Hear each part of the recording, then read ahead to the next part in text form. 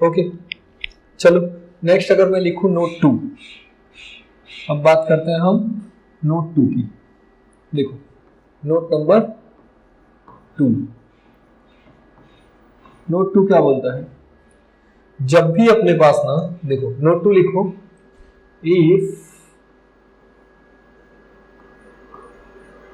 देखो मैं थोड़ा सा इसको एक्सप्लेन करने के लिए ना थोड़ा सा डिफरेंशिएशन इंटीग्रेशन वाले पार्ट में जा रहा हूं। देखो नोट 2 क्या है, इधर साइड में लिख मैं समझाता हूं। आई इज इक्वल टू क्या होता है, I is equal to d q by d T.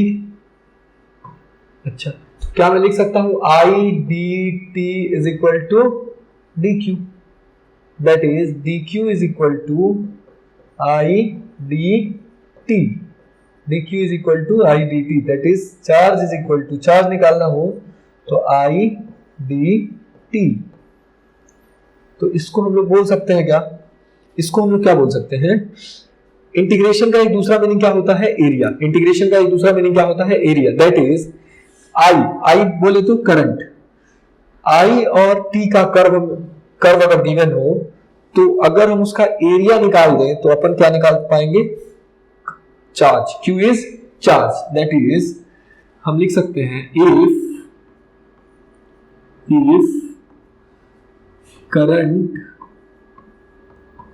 If current versus time, if current versus time curve is given, if current versus time curve is given, then area under this curve, area under the curve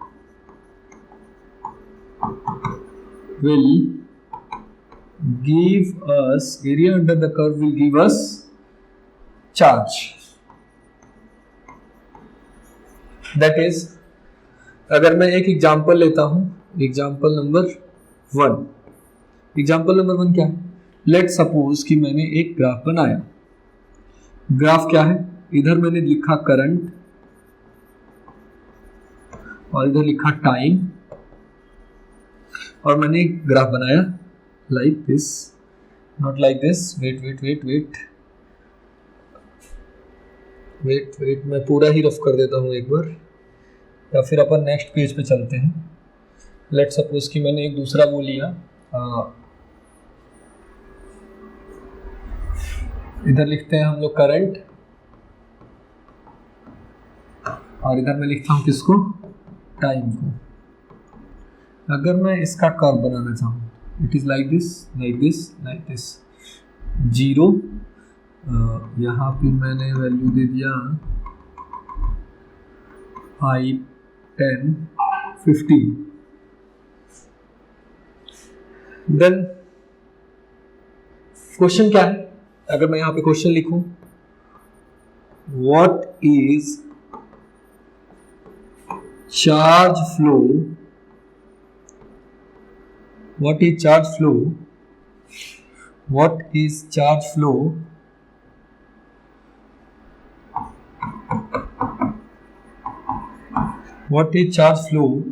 in first question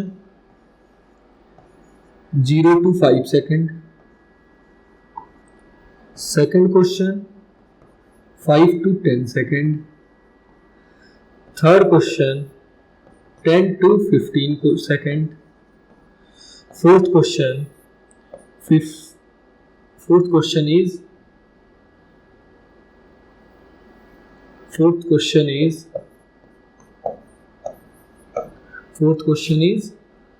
0 to 15 second।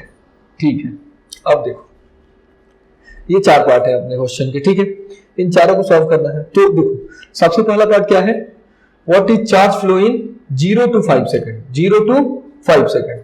अगर 0 to 5 second, अब चलो इसके solution वाले part पे चलते हैं। Solution वाले part पे जब चलेंगे तो क्वेश्चन कुछ इस टाइप का था, एक बार मैं फिर से बनाता हूं इधर डायग्राम। एक बार मैं फिर से बनाता हूँ इधर डायग्राम, दैट इज डायग्राम कुछ ऐसे था, देखो 0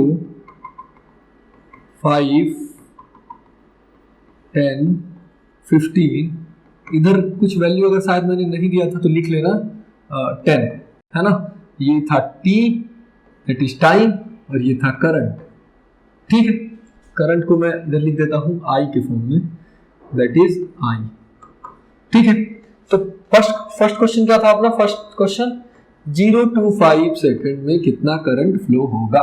0 to 5 सेकंड, 0 to 5 सेकंड के लिए अगर मैं सॉल्यूशन स्टार्ट करूं तो मुझे पता है कि 0 से 5 सेकंड में अगर करंट निकालना है तो 0 से 5 सेकंड के अंडर वाला एरिया, दैट इज ये एरिया, ये एरिया कैसे निकालते हैं? क्या ये ट्रायंगल है? ट्रायंगल भी नहीं, राइट एंगल ट्रायंगल है। राइट एंगल ट्रायंगल है, राइट एंगल ट्रायंगल का एरिया क्या होता है? वही उसका करंट हो जाएगा, करंट बोल रहा हूं मैं, चार्ज हो जाएगा। तो चार्ज क्या हो जाएगा? Q इज इक्वल टू, मैं इसका नाम दे देता हूं O, ये तो ओरिजिन है, O A B C D E। तो क्या होगा? Area of OAE, area of triangle OAE, area of triangle OAE, that is half, इस ट्रायंगल का एरिया क्या होगा? Half base into height. Base कितना है? बेस कितना है? 5 इंटू हाइट कितना है? 10, दैट इज 2 से 5 टाइम्स, आंसर क्या आ जाएगा? 5 इंटू 5, दैट इज 5 इंटू 5 बोले तो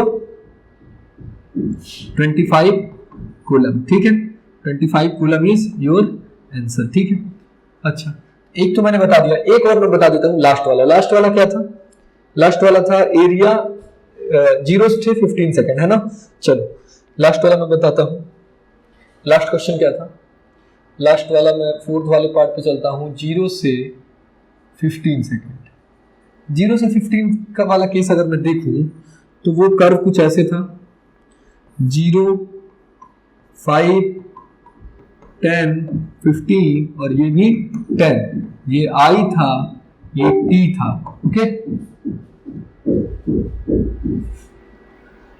ओके, ये I था, ये T था। ठीक है, इस केस के लिए अपन क्या करते हैं? मुझे क्या निकालना है? Q बोले तो OABC, area under the curve, area under the curve OABC, that is half. इसका एरिया क्या होता है? इसका एरिया क्या होता है? Half into this plus this, that is sum of two parallel side into height, sum of two parallel side, that is 15 plus इसका length क्या होगा? 5 to 10, 5 into height कितना है? 10, that is 2 से 5 times 20 into 5, that is 100 coulomb. 100 coulomb is your answer। खत्म। इसके बाद चलते हैं अपन नेक्स्ट टॉपिक पे। थोड़ा इसको कॉपी कर लो, कॉपी करो जल्दी से। इसके बाद हम लोग आते हैं नेक्स्ट टॉपिक पे, that is direction of current, जिसके बारे में हम लोग बात कर ही रहे थे। डायरेक्शन ऑफ करंट, है ना। तो नेक्स्ट टॉपिक हम लोग पढ़ते हैं डायरेक्शन ऑफ करंट। चलो इसको रफ करें, रफ क्या करें, एक नया स्लाइड ले लेते हैं।